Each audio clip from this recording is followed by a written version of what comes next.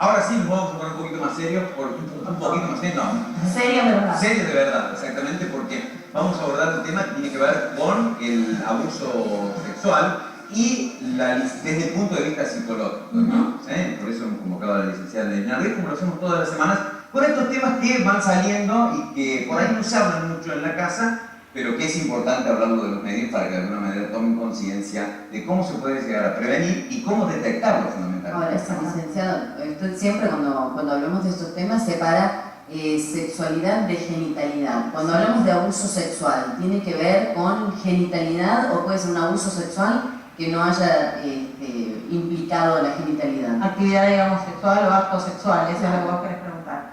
La idea del tema de hoy era relacionarlo con lo de la semana pasada, que habíamos hablado de cómo hablar de sexualidad con los hijos y demás, que tiene mucho que ver con la prevención de este tipo de situaciones, ¿sí? Entonces, en función de lo que vos preguntás, no siempre un abuso sexual tiene que ser con acceso, digamos, ¿sí? No tiene que haber acto sexual o penetración. Puede haber con contacto físico o sin contacto físico. O sea, una situación donde, siempre es una situación donde un menor o una conducta donde un menor es utilizado como un objeto sexual, ¿sí? Por alguien que atenta una diferencia de poder, ¿sí? Que puede ser otro adulto o puede ser otro menor, no siempre es ejercido por otros adultos. ¿Cómo se da, por ejemplo, en otro adulto, el poder en otro adulto, digamos? No, puede ser ejercido por un adulto o por otro menor, por un menor que sea más grande o que por una situación de poder tenga más poder sobre otro menor, digamos.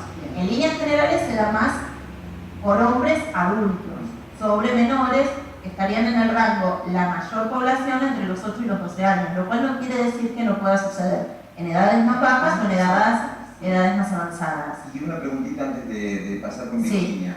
¿Del mismo sexo tiene que ser o no? No, no tiene por qué ser del mismo sexo, pero bueno, por lo general y por las estadísticas que se conocen, la mayor cantidad de víctimas son niñas y la mayor cantidad de abusadores son hombres.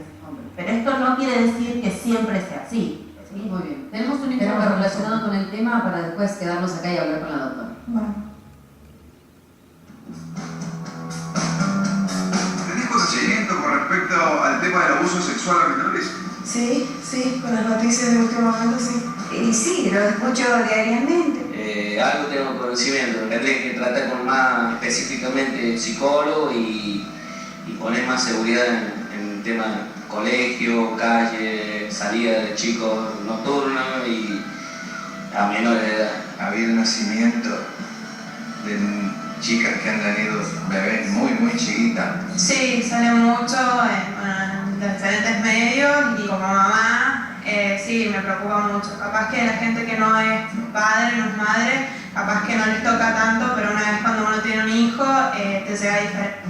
Sí, más que todo tengo conocimiento en cuanto a lo que es el internet, ¿no? Se están filtrando, supuestamente creo que otras veces me di cuenta de que habían, a una banda habían caído con todo ese tema de menores, bueno, toda la pornografía de menores. ¿Qué te parece cuando te enteras todo eso? Te da mucha impotencia, a la vez te sirve a prevenir en vos. ¿Qué ambiente pensás que se da más, en el ambiente familiar o cuando los chicos tienen que ir al colegio, jardines? Por lo general y siempre es dentro del círculo familiar. Familiar no creo. Más afuera, influye mucho, te vuelvo a repetir, el tema del Facebook, celulares, mandando mensajes de texto, cosas así. No, en el ambiente familiar. Yo creo que están dando bastante importancia y más auge, ¿no? Que por ahí en un chiquito, en algunas zonas carenciadas, más que todo, por ahí pasa este tipo de cosas. Y generalmente pasa eso, es más fácil que se dé en el ambiente familiar que en otros casos, ¿no es cierto? Pero también hay de todo un poco, ¿no?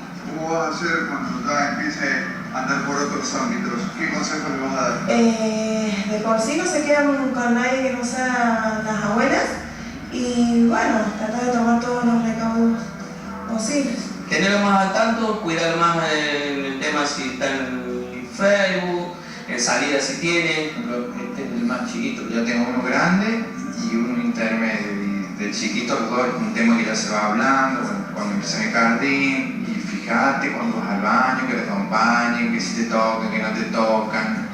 Es un tema que se tiene que empezar a hablar ya desde muy chiquitos ahora. Ahí, como padre, ¿tenés un poco de miedo de dejarlo en algunos lugares públicos? No, porque no lo dejamos en ningún momento. Eso estamos permanentemente, va a la guardería, ¿viste? Pero antes de elegir la guardería vamos, vemos, hablamos, hay entrevistas.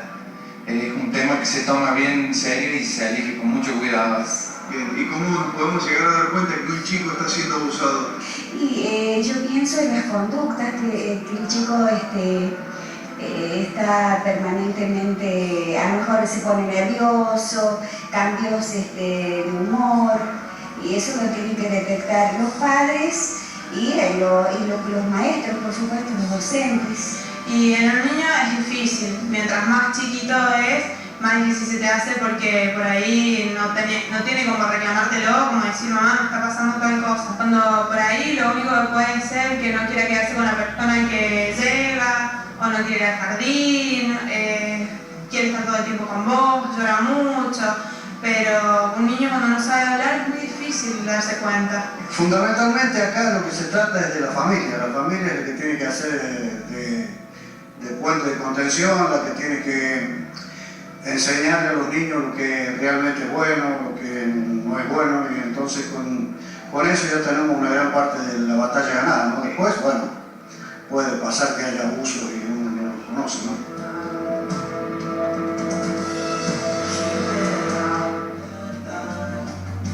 Bueno, ahí tenía la diversidad de opiniones y de lo que piensa la gente concretamente, ¿no? En líneas generales lo que uno ve es que la gente cree que el abuso sexual solamente ocurre por fuera de lo que es la familia o del núcleo familiar, que puede ser más extenso, ahí incorporaríamos abuelos, tíos y demás. Y en realidad suele darse más en el interior de las familias, ¿sí? Dentro de las propias casas, por los padres, por los hermanos, por los padrastros, por algún tío, o sea, no... Son menos los casos que se dan afuera, en la escuela, y si bien por ahí son los que se hacen más públicos, ¿por qué? Por lo que generan en realidad. Lo que pasa dentro de las familias, hay toda una situación donde para sostener la cohesión familiar y para seguir conviviendo y funcionando como familia, muchas de estas situaciones se minimizan, se desmienten, se ocultan, y ahí es donde es el peor daño, más allá del abuso que el chico sufrió, esta situación donde se tapa, se oculta, no se habla del tema, no se le cree, es lo que más daño a nivel psíquico produce, más allá de lo que pudo haber sufrido físicamente, y las secuelas se ven mucho en la vida adulta, ¿no? Se aumenta el tema de la culpa, de lo que hemos hablado en casos anteriores. Licenciada, hacemos una pausa, un minuto nada más y volvemos y seguimos con lo que dijo la gente.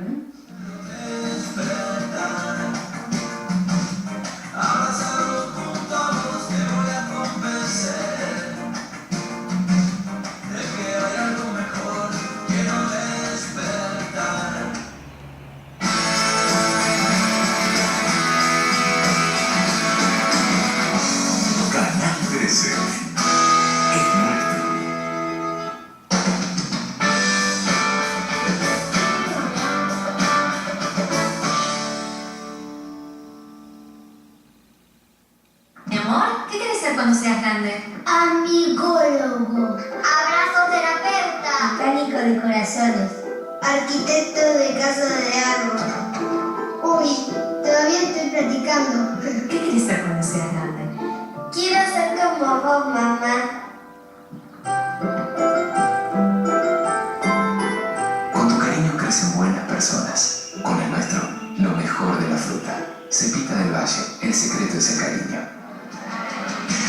Le preguntamos a la comunidad Movistar qué los hace sentir libres. La libertad es poder usar la púa como escarbadiente. En Movistar tenemos todo para compartirlo todo. Llamadas, mensajes e internet libre. Aprovechalo con un Samsung Galaxy S4 Mini con un 30% de descuento y 6 cuotas sin interés. Movistar, con actividad. La vida es más.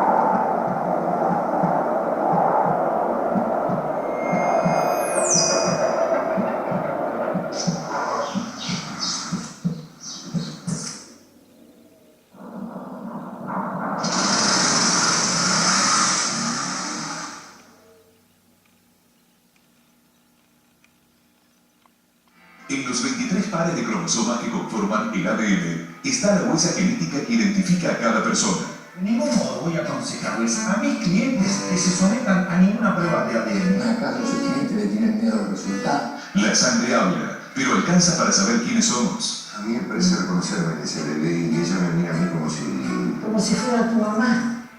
Canal 13 presenta una serie que recorre el complejo camino de la identidad, situándose en un laboratorio de análisis genéticos que buscan resolverse a través de lo que tenga para decir el ADN. 23 pares, desde el viernes 21 de marzo a las 22 horas, por Canal 13. Es nuestro. Soy el culpable de la muerte de mi madre. Cuando estoy con Débora, pienso en Valentina. Celeste me acosa, me hace la vida imposible. Se quedó un tico delante de ella. ¿Cómo crees que esté? La extraña. ¿Qué es lo que te da miedo que tu padre descubra? Mi doble vida.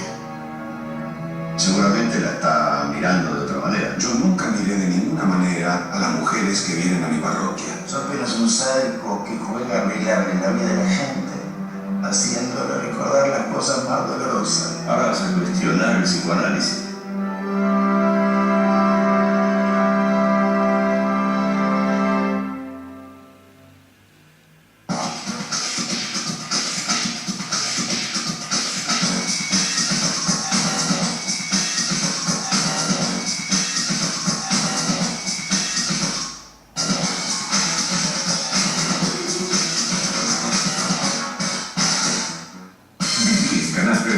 Estado de situación con Alberto Trombetta, el programa político para comprender lo que nos pasa a nivel local y nacional.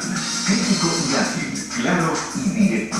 Toda la agenda política y social tratada de una sola manera, como debe ser. Estado de situación, martes, jueves y domingos por Canal 13. Es nuestro.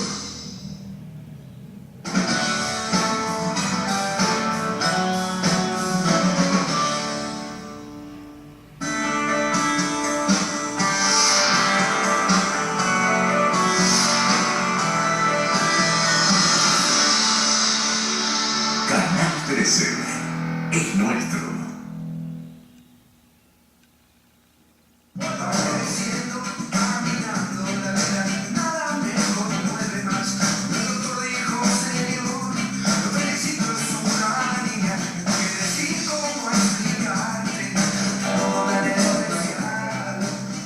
Bueno, 10 de la mañana con 10 minutos, seguimos con la licenciada Analina Ruiz. Y aquí en la pausa, en el bloque, se dieron muchos casos, ejemplos concretamente de casos que han salido a la luz a través de los medios por denuncias. Por ejemplo, un caso en el interior provincial donde una nena de tan solo 11 años dio a luz y aparentemente había sido violada en este caso por un familiar. Se da mucho eso en el interior y en la provincia, un poco más quizás que en otros lugares, ¿o no? No, a ver, esto me parece que es un mito, creer que uno de los señores que habló en el informe decía, bueno, sí, las clases sociales o los que son un poco más humildes, y en realidad estas situaciones se dan en todas las clases sociales, todos los niveles socioeconómicos, y no tiene que ver con esta cuestión de si son de una clase alta o clase baja. La diferencia es que en una clase baja tal vez no tienen los medios para ocultar el embarazo, y en las clases altas lo que se suele ver es como que se utilizan otras estrategias cuando se descubren estas situaciones. Entonces por ahí la posibilidad de que llegue a los medios o de que llegue la chica a tener un embarazo o que se complete el parto es menos evidente. Y antes se tapaban estos casos, la mayoría. Antes casos hay de hijas que terminan siendo hermanas, sí, se van al campo, a la casa de una tía, a cualquier lado, y aparece la madre con un bebé y es la hermana. Bueno, eso se usaba, y yo he escuchado casos no tan lejanos en el tiempo que han intentado, frente a un embarazo adolescente, no una situación de abuso, de hacer algo parecido. Entonces, en realidad tiene que ver con las creencias de los padres, pero no nos quedemos con que tiene que ver con una clase social. ¿Sí? Sí es cierto que hay como una población que es más vulnerable. ¿Por qué? Porque cuando se da la situación de abuso sexual, siempre hay como una cuestión, por lo general, no quiere decir que siempre sea así, de seducción primero y de atrapar a la víctima. Entonces, te voy a dar esto, le muestran el otro, entonces si yo te compro, cuando generan este contacto, incluso si es un familiar conocido, ¿no? Un tío o una situación, un abuelo. Yo había escuchado el año pasado un caso de unas chicas de unos 20 años que recién se habían animado a hablar, unas primas, que el abuelo abusaba de ellas por muchos años y que todos los domingos toda la familia iba a comer a la casa del abuelo.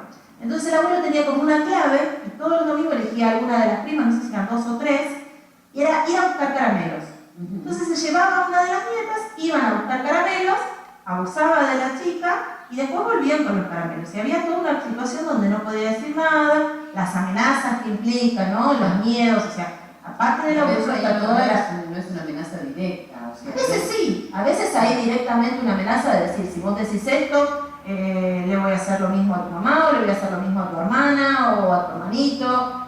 Hay amenazas directas, y hay si no toda una cosa de no poder decirlo porque nadie te va a creer. También está esta situación donde la víctima termina siendo desacreditada. Mirá quién soy yo, quién te va a creer a vos, o yo soy el abuelo, soy el tío, soy tu papá, o lo que fuera. Sí, o se confunde también con este tema de esto es una cuestión nuestra, como una complicidad. Claro, lo que se trata de instaurar es un secreto en realidad. En esto de la conquista y demás, lo que se instaura es el secreto. Por lo general, no se suele dar en primera instancia el abuso si es que se da la situación de acto sexual, digamos, de penetración. Por lo general se empieza con situaciones de exhibicionismo, pero también son abuso sexual. Claro. O sea, exponer a un menor a una situación donde su cuerpo es usado como objeto sexual es abuso sexual. Mostrar, hacer lo que muestre, sacarle fotos, filmarlo, mostrarle un adulto, o sea, miren, todo eso. Miren lo que voy a decir.